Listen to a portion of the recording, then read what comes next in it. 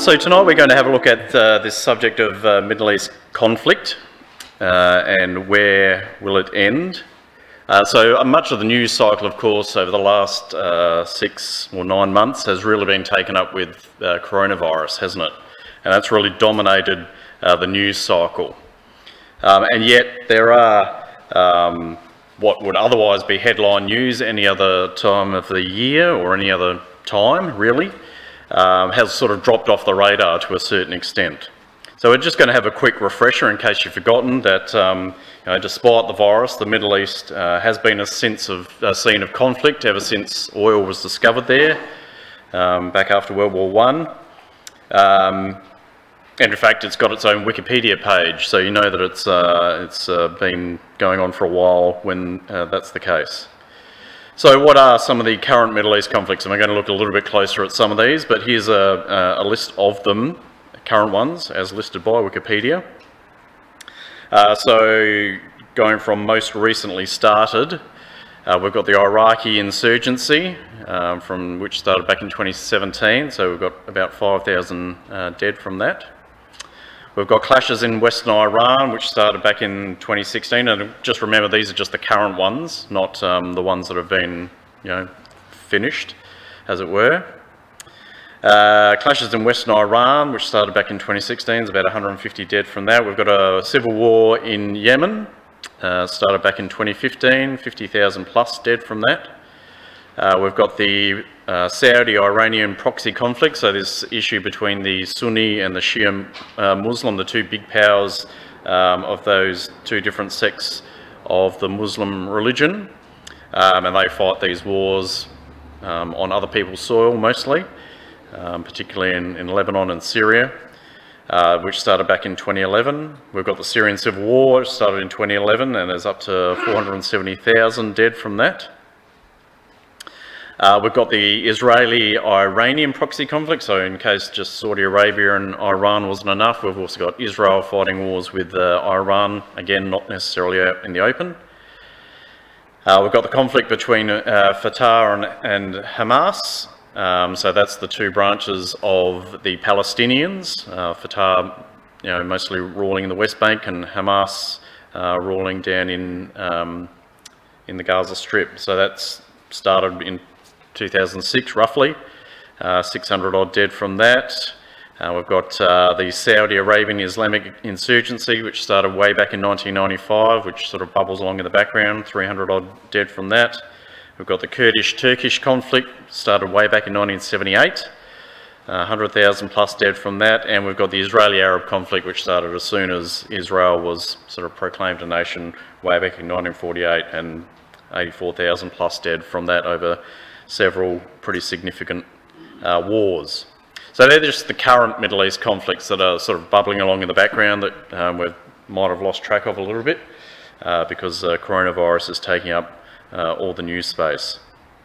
So we just want to have a look at a few of these a little more closely before we turn our attention to Joel 3 and see how this is all going to sort of play out.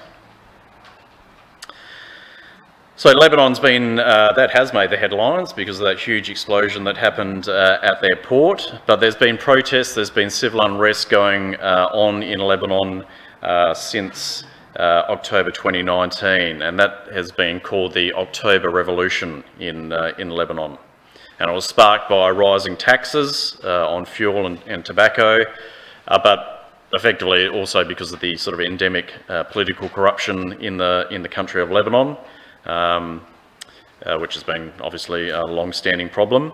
So Lebanon's basically been in a state of crisis for almost 12 months now, since October 2019.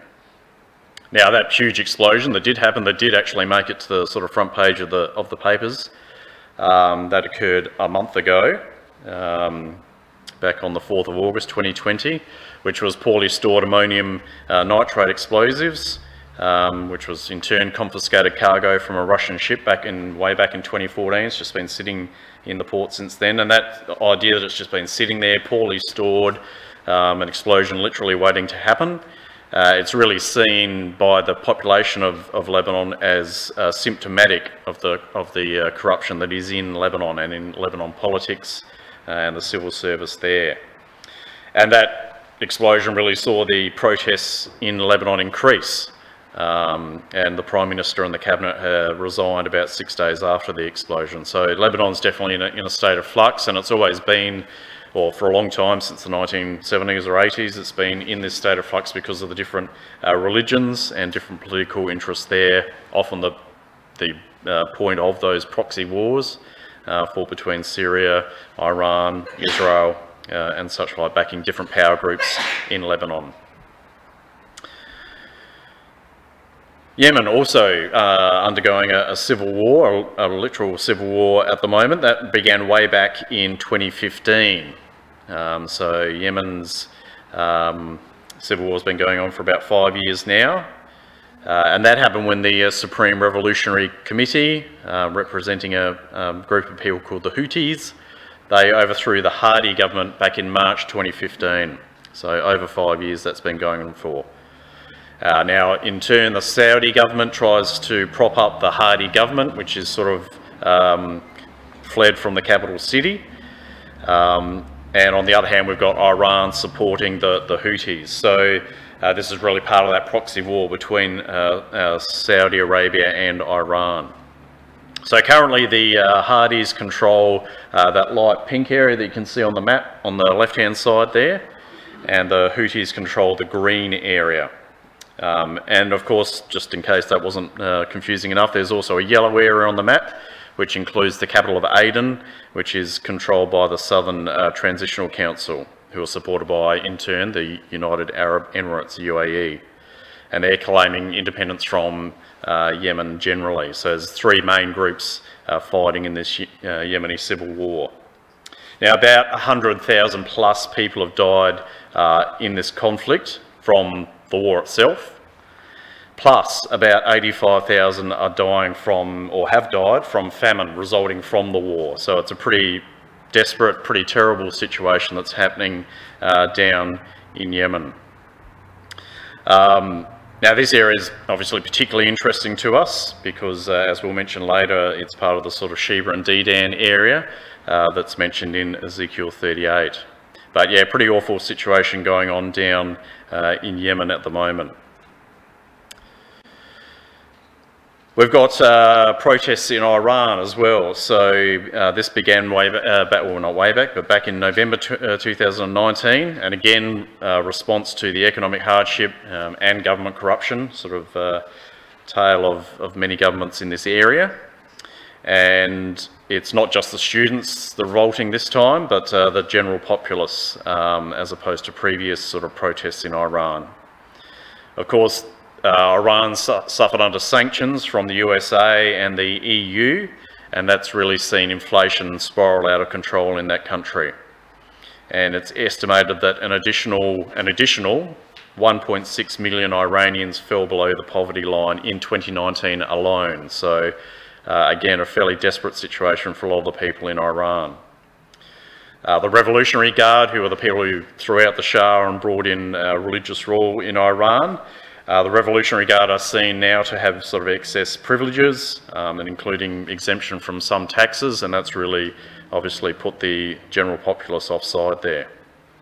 And in addition to all this, for 2020, of course, COVID-19 seems to be running rampant in Iran as well, and they're 12th on the list of total cases for countries in the world at the moment.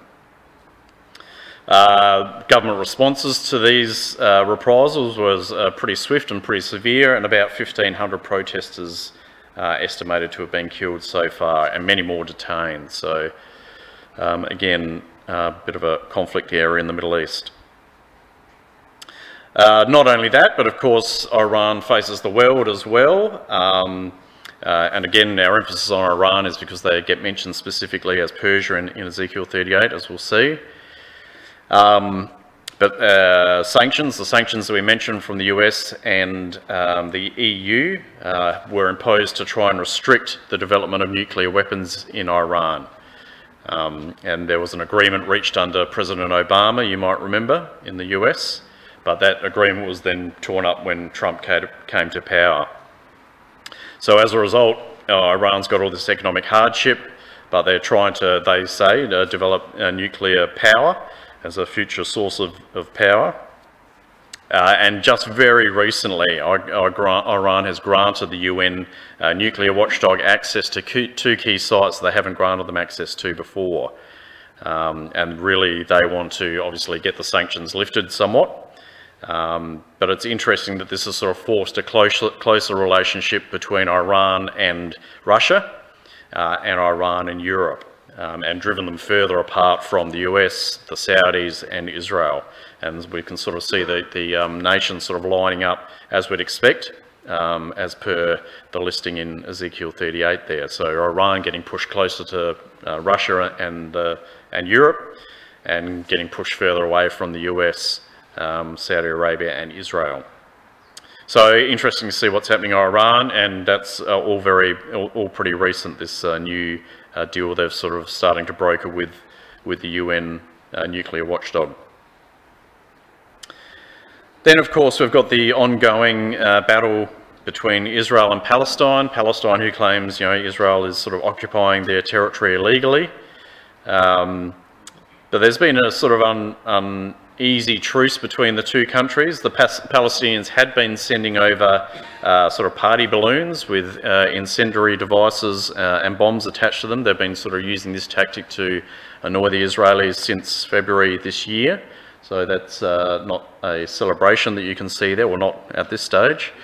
But they're actually setting up these gas canisters to go over the border, which they go on helium balloons and send over to Israel and try and explode them over there.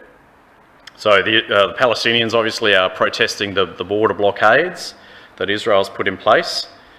And Israel sort of let it go for a while because they weren't doing a huge amount of damage, and no doubt everyone's sort of preoccupied with looking after coronavirus victims. But they did start responding in August. They started bombing the Gaza Strip, and about 5 days ago they sent tanks in to hit Hamas targets in the Gaza Strip as well. So remember, Hamas rules the Gaza Strip, so they're the people in power down there. But very recently, about a few days ago, we'll go with, in the West Bank, the Palestinians a lot more, currently at least, conciliatory towards Israel, and Mahmoud Abbas in the West Bank is ready to negotiate with Israel through mediators, including the USA.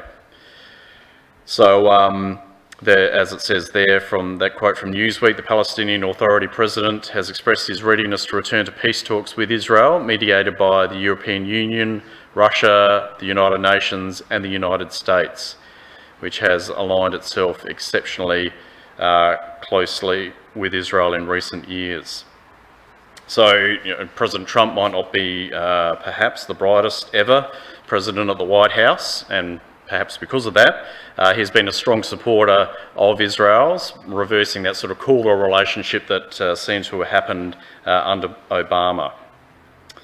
So will there be peace between Israel and Palestine? Well, we'll talk a little bit more about that later, but Joel 38 and Ezekiel 38 and Joel 3 sort of perhaps suggest that maybe that will eventuate. So they're moving in that direction at the moment. Similarly, so by way of contrast to all the conflicts that are in the Middle East, peace has broken out between Israel and the UAE here. So you can see a picture there of President Trump clapping, probably himself, at the signing of the peace agreement between the UAE and Israel.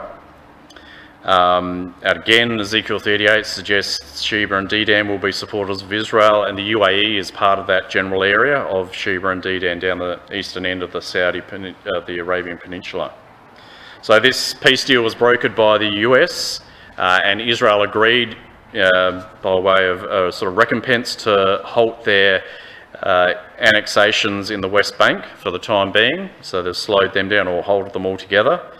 And of course, once again, the UAE are wanting to counter the power of Iran and the Shiite states, the Sunni Muslims. So they're sort of forming a bloc to counter the power of Iran by making this peace deal with Israel.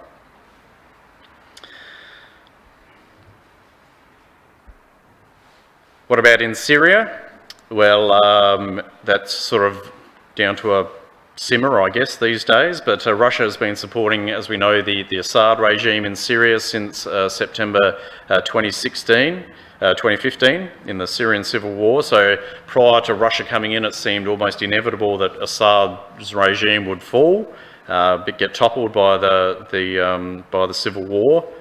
But Russia came in, firstly with airstrikes and then with ground troops, and the tide of the war really turned in Assad's favour. So out of this, of course, Assad has won greatly with Russia's support. His regime's got propped up for a little bit longer. And Russia's also won out of this deal, of course, because they get a Mediterranean port at Tartus. They get to undermine the US influence in the Middle East. And they, as the sort of the Gog being the prince of Rosh in Ezekiel 38 primarily, have got a big role to play in that area in the future, as we'll see. So it's interesting from a historical perspective to see Israel's sort of next invader just north of them, literally on their northern border, where down through history the invaders of Israel and Judah have come from: Assyria, Babylon, the Greeks and the Romans. So Syria's sort of simmered down a little bit. They're still in the middle of a civil war, but it's definitely turned in Assad's favour now with Putin's support. So let's have our attention turn to Ezekiel chapter 38. Now, Brother Phil Bell assures me that an excellent lecture was done on this very recently, and that everyone is sort of completely competent on it. So tonight I thought we might look at the same ideas, not from Ezekiel 38, but from Joel chapter 3. So Ezekiel 38 is going to be assumed knowledge for this lecture. But just in case any vital information was missed, we're going to do a brief recap. So if you turn back to Ezekiel 38, and we'll just try and pull out the key points from that chapter, which I'm sure was adequately covered. So in verse 2 we have this person called Gog who heads up an army assembled by him, and we've got the idea of Gog being chiefly the prince of Russia in verse 2. So that's where his main power base is from. But he's also associated with a couple of other countries, Meshech and Tubal, which get mentioned in verse 2 and verse 3 as well. But along with this, we're in the sort of political, geopolitical sphere, we've got other countries allied with Rosh, with Russia, in this invasion of Israel, and they get listed in verse 5 and 6 particularly. We've got Persia and Ethiopia and Libya. Gomer in verse 6, the house of Togarmah in the north quarters and all his bands. So these other people, allied countries with Russia in this invasion. And the key verse is verse 8, because that's what they're going to do. They're going to invade Israel. After many days thou, that is Israel, shall be visited. In the latter years thou shalt come into the land that is brought back from the sword and is gathered out of many people against the mountains of Israel. Sorry, this verse is referring to Gog, leading up this invasion. Against the mountains of Israel, which have always been waste, but which is brought forth out of the nations, and they shall dwell safely, all of them. So this is the point of the invasion. They're going to invade this new found country of Israel. And on the other side, we're going to have them questioned by, in verse 13, Sheba and Dedan and the merchants of Tarshish and the young lions thereof in verse 13 of Ezekiel 38. So they're going to have this sort of opposition to this invading force headed up by Gog.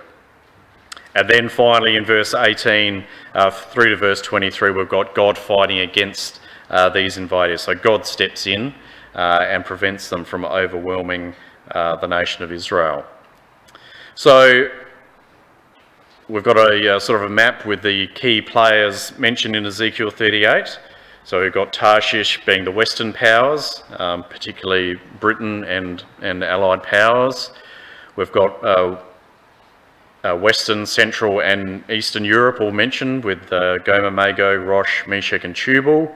We've got Togarmah in Turkey, we've got Persia being sort of modern Iran, Iraq, Libya in northern Africa, and Ethiopia in northern and eastern Africa as well. So most of those countries come down, the countries in red, opposed to Israel to invade, and Israel gets some support from countries such as Tarshish, Dedan and Sheba. So they get opposed somewhat weakly, it seems, from Ezekiel 38 by UK, Western, USA probably, Commonwealth countries, and Sheba and Dedan. So that's why we sort of looked at a few of the issues going on down in the Arabian Peninsula, because that's where historically they're from. So countries down in Saudi Arabia, Yemen, Yemen, the Arab Emirates and such like. So that's Ezekiel 38. So Ezekiel 38 is a fantastic chapter because it lists out for us all the main players involved in this battle that's going to occur in the Middle East.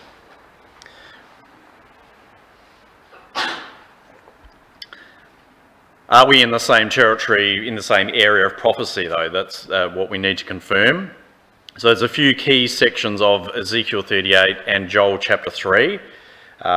Which show to us that we are actually talking about the same event, that same invasion of Israel that we expect to happen and was prophesied by both the prophets. Is it the same event? Well, you just need to note the similar language and the similar symbols used in the three examples we've got there.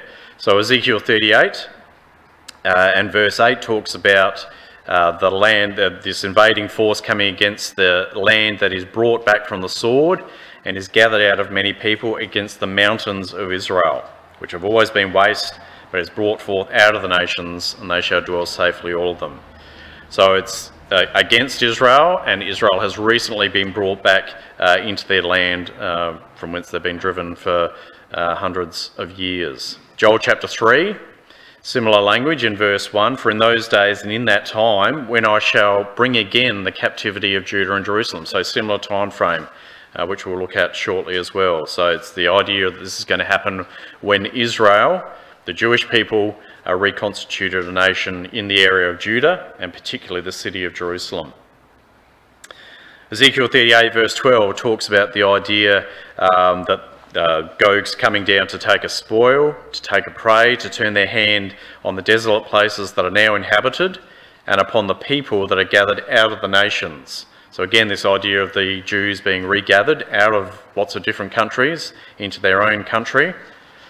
Verse 2 of Joel chapter 3 has similar ideas. I will gather all nations and will bring them down into the valley of Jehoshaphat and will plead with them there for my people and my heritage Israel, whom they had scattered among the nations and parted my land. Verse 18 and 19 of Ezekiel 38 talks about when God does intervene in this battle.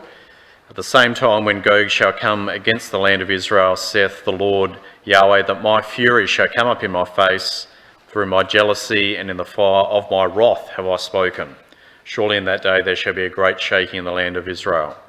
And again, this idea of God, voicing his anger. Verse 16 of Joel 3, the Lord also shall roar out of Zion and utter his voice from Jerusalem, and the heavens and the earth shall shake. But the Lord will be the hope of his people and the strength of the children of Israel. So we've got very similar language. We've got very similar timing of the prophecies, as we'll see shortly, and a very similar outcome of this battle, this invasion that's going to take place. So I don't think there's too much doubt that we are in the same territory, we're in the same area of prophecy in Joel chapter 3 as we were in Ezekiel chapter 38. So timing obviously is the key for both of these prophecies. Joel chapter 3 talks about the idea of Israel being brought back, or Judah being brought back from dispersion, Judah being the one half of the nation back in BC times. So back in Joel chapter 3, we've got Judah, Israel being back from dispersion in verse 1. In that time, as we've read, when I shall bring again the captivity of Judah and Jerusalem. So it's not just the Jews being back in their land, which we now call Israel, but also Jerusalem. So it's important that the Jews have occupation of the city of Jerusalem. So this is reasonably recent history, which is why we know that Joel chapter 3 is going to be fulfilled sort of in our lifetime, so in modern times rather than ancient times, primarily. So the Jews were given a homeland back in Israel. It was re-established after World War II in 1948. But it wasn't until 1967 that they actually had some occupation of the city of Jerusalem itself, and that took place in the Six-Day War. So Jerusalem wasn't the sort of Jewish capital, or the capital of Israel, when the nation was re-established back in 1948. It was still in Jordanian hands back then, but it was taken from the Jordanians almost 20 years later in the Six-Day War of 1967. So this timing is really critical, and the Jews' restoration back to their land, and particularly back to the city of Jerusalem, is a key to us pinpointing exactly when this is going to occur. So what does happen with this invasion? What can we learn about it from Joel chapter 3 that perhaps we haven't seen from Ezekiel 38? Well, you'll notice a phrase that got mentioned a couple of times in Joel chapter 3 as Shem was reading it. So verse 9, for example, proclaim this among the Gentiles, prepare war. This idea of waking up the mighty men. Let all the men of war draw near, let them come up. And that gets repeated again in verse 12. Let the heathen be wakened and come up to the valley of Jehoshaphat, for there will I sit to judge all the heathen round about. So the idea almost seems to be as though the nations, the warriors, the people of war in the nations generally have been asleep, because God says it's time to wake them up. And again in verse 10 as well, so this idea of beating your ploughshares into swords and your pruning hooks into spears, let the weak say I'm strong. It almost seems to indicate that the world's industries have gone more towards agriculture, and suddenly they've got to convert them to weapons of war. So it's interesting that Joel 3 has this similar sort of emphasis that Ezekiel 38 also has. So you might remember from Ezekiel 38 in verse 8, it talks about Israel dwelling safely, all of them. In chapter 38 of Ezekiel in verse 11, it talks about Israel dwelling as a land of unwalled villages, them that are rest, that dwell safely, all of them dwelling without walls and having neither bars nor gates. A real emphasis there on peace being in the land of Israel when this invasion takes place. And again in verse 14 of Ezekiel 38, in that day when my people Israel dwelleth safely, God says. So there's perhaps a suggestion in Joel chapter 3, as there is in Ezekiel 38, that perhaps there is a period of peace before this invasion takes place. So there's quite the emphasis on peace. There's a sudden waking up of all the men of war in Joel chapter 3, just as there's this emphasis on Israel dwelling in peace in Ezekiel chapter 38. So perhaps there's this emphasis on peace coming to the Middle East before this great and final sort of conflict that our title suggests. And that's why I think these peace overtures between Israel and the UAE, for example, or Israel and Egypt, or Israel and the Saudis, or Israel and the Palestinians, are so interesting, especially between the Palestinians and Israel. And it'll be particularly interesting if it's brokered by the EU and Russia being involved as well. And hence there would be the big surprise in Ezekiel 38, are you come to take a spoil? You sort of arranged this peace deal between Israel and Palestine, yet here you are sweeping down to take a spoil. Is that why you've come down? So it will be interesting to see what happens with that, with the advancing peace between particularly Israel and the other Arab nations surrounding them going forward. You might remember the words of 1 Thessalonians chapter 5, which we won't look up now, but again, Paul tells us there that you yourselves know perfectly that the day of the Lord so cometh as a thief in the night, cometh as a thief in the night. For when they shall say peace and safety, then sudden destruction comes upon them as travail upon a woman with child, and they shall not escape. So again, the idea of peace and safety perhaps coming or being there, the warriors being asleep, as it were, only to be woken up by this invasion from the north led by Russia. So will conflict perhaps cease in the Middle East, only for world war to suddenly break out to the surprise of lots of onlookers? Where does this big battle in Joel chapter 3 that we read about take place, and who's involved? So once again, we've got the idea, we've seen already in Ezekiel 38, of all nations being involved. So Ezekiel 38 lists nations from almost beyond the then known world, and we've got similar ideas of all nations being involved here in Joel chapter 3. So have a look at verse 2, for example. Verse 2 mentions, "I'll gather all nations and will bring them down to the valley of Jehoshaphat." Verse 9 talks about, "Proclaim ye this among the Gentiles." So the Gentiles are the non-Jewish nations, so all the other nations apart from Israel. And it's going to be amongst the Jewish nations that war is going to be proclaimed. Verse 11 talks about, "Assemble yourselves and come, all ye heathen," not just some of the countries, but all the heathen, all the nations around Israel. And again in verse 12, "Let the heathen be wakened and come up to the valley of Jehoshaphat."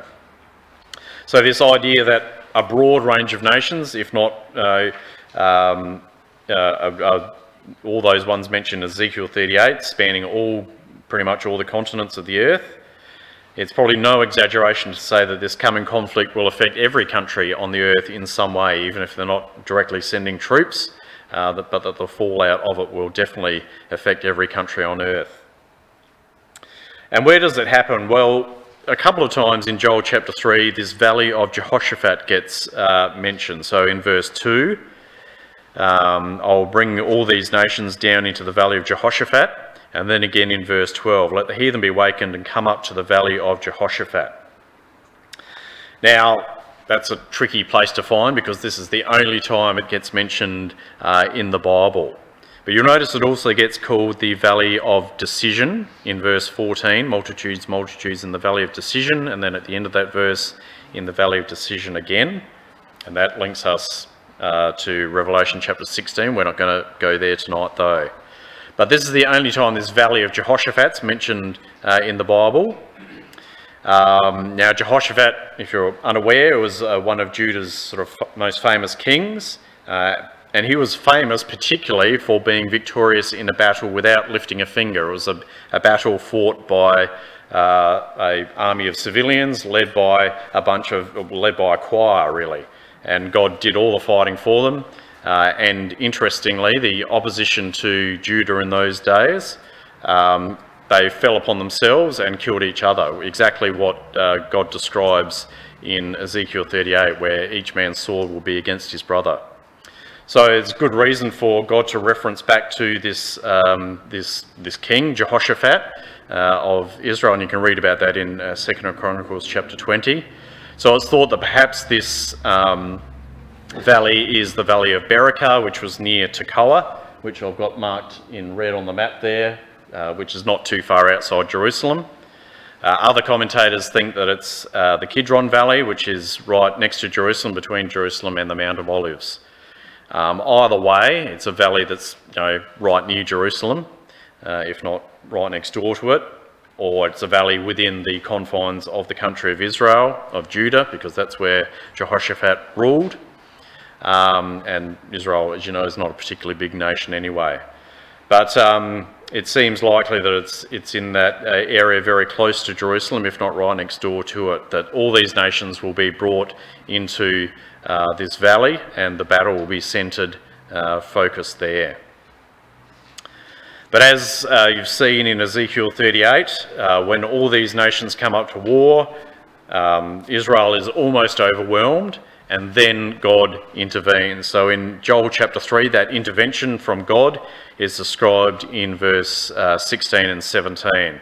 "The Lord also shall roar out of Zion and shall utter his voice from Jerusalem." So Zion's a part of Jerusalem, Mount Zion. "And the heavens and the earth shall shake, but the Lord will be the hope of his people and the strength of the children of Israel. So shall ye know that I am the Lord your God, dwelling in Zion, my holy mountain. Then shall Jerusalem be holy, and there shall no strangers pass through her any more." So again, just like in Ezekiel 38, once all the nations have been dragged into this conflict, then God intervenes to save his people, the Jewish people. Just as they are about to be obliterated, then God acts and acts to save them.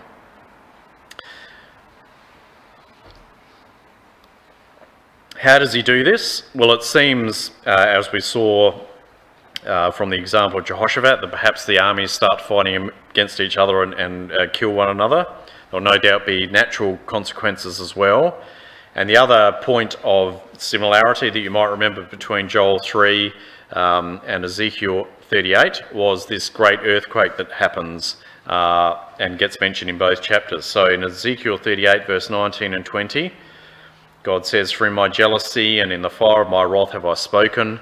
Surely in that day there shall be a great shaking in the land of Israel." And in verse 20, "So that the fishes of the sea and the fowls of the heaven and the beasts of the field and all the creeping things that creep upon the earth and all the men that are upon the face of the earth shall shake at my presence, and the mountains shall be thrown down, and the steep places shall fall, and every wall shall fall to the ground." So that's from Ezekiel 38, 19 to 20. Joel chapter 3 verse 16, very similar words. "The heavens and the earth shall shake when God roars out of Zion." So the idea of there being a great earthquake and a great shaking, it's really a very persistent theme among the prophecies about this great battle. And I've got another quote there from Zechariah chapter 14 that also describes, or partly describes this battle as well, which again we're not going to turn to, but it describes this earthquake in pretty clear detail. And in Zechariah 14 verse 4 it says, "And his feet," and we believe this is talking about the Lord Jesus Christ's feet as he returns back to the earth, "shall stand in that day upon the Mount of Olives, which is before Jerusalem on the east, and the Mount of Olives shall cleave in the midst thereof toward the west, towards the east and towards the west, and there shall be a very great valley, and half the mountain shall remove towards the north and half towards the south. And ye shall flee to the valley of the mountains, for the valley of the mountains shall reach unto Azal. Yea, ye shall flee like as ye fled from before the earthquake." So again, this idea of an earthquake, not just this mountain splitting. "Flee before the earthquake in the days of Uzziah, king of Judah, and the Lord my God shall come, and all the saints with thee." So God's intervention again is mentioned here, but also this idea of an earthquake.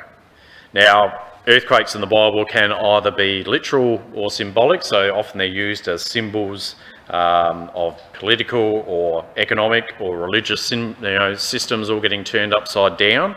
That's a very common use of this idea of the symbol of an earthquake in the Bible.